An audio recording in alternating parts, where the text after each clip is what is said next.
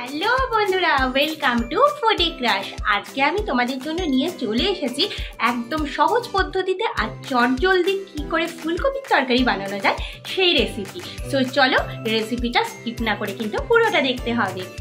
প্রথমেই দেখো ফুলকপিগুলো ছোটো ছোটো টুকরো করে কেটে ধুয়ে নিয়ে তারপর আমি নুন হলুদ দিয়ে এখানে ভাজতে দিয়ে দিয়েছি। আর টমেটোটা আমি একদম মিক্সিতে পেস্ট করে নিয়েছিলাম, তাই তেলটা একটু গরম হতেই আমি টমেটোর পেস্টটা এর মধ্যে দিয়ে দিলাম।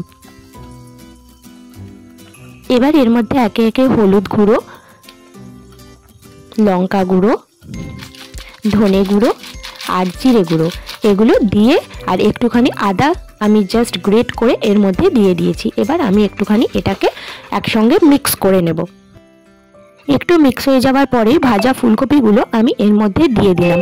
এবার ফুলকপির সঙ্গে মশলাটাকে ভালো করে মিক্স করে নিয়ে তারপর একটু কষাবো। এবার এর মধ্যে আমি আগে থেকে ভেজে রাখা আলুগুলোও দিয়ে দিলাম।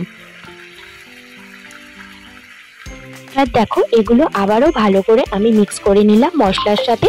আর কয়েকটা কাঁচা লঙ্কা আমি এর মধ্যে দিয়ে দিয়েছি। তোমরা অবশ্যই কিন্তু ঝালটা বুঝে এর মধ্যে কাঁচা লঙ্কা দিয়ে দেবে। আর যেহেতু আমি আলু তারপরে ফুলকপি এগুলো ভাজার সময় নুন দিয়ে দিয়েছিলাম, তাই আমি আলাদা করে এখন আর এর মধ্যে নুন অ্যাড করছি না। তারপরে দেখো আমি বেশ খানিকটা জল দিয়ে দিলাম আর ওপর থেকে ধনেপাতা কুচি ছড়িয়ে দিয়ে এবার আমি একটু চাপা দিয়ে রাখবো আর একটুখানি যাতে এটা ভেতরের মধ্যে সেদ্ধ হয়ে যায়। পরে আমি টেস্ট করে দেখেছিলাম আর একটু নুনের প্রয়োজন ছিল, তো আমি আলাদা করে নুন দিয়ে দিয়েছি। তো তোমরাও টেস্ট বুঝে নুন দিয়ে দেবে। আর এই দেখো আমার তরকারি কিন্তু একদম রেডি। কেমন হয়েছে অবশ্যই কিন্তু জানিও। যদি ভিডিওটা ভালো লেগে থাকে প্লিজ একটা লাইক কমেন্ট শেয়ার করে দিও। কিছু ভুলভ্রান্তি হলে আমাকে অবশ্যই জানিও, তাহলে আমি সেটা শুধরে নেওয়ার চেষ্টা করব।